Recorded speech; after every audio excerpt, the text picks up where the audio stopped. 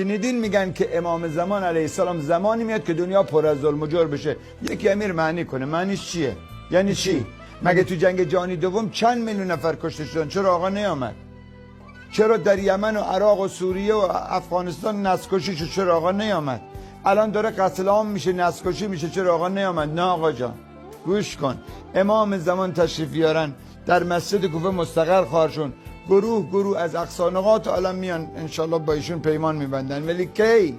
زمانی که قدرت انسان‌سازی اسلام، تمدن سازی، جامعه سازی اسلام رو ما منتظرین امام زمان با عالم نشون بدیم. پس شیخا، معلما، هر کی هر جا هستی، یک کلام ختم کلام نقش تاریخی خودتو تو این عالم مشخص کن. خلاص. شاید این جمعه بیاید، شاید پرده از چهره گشاید، شاید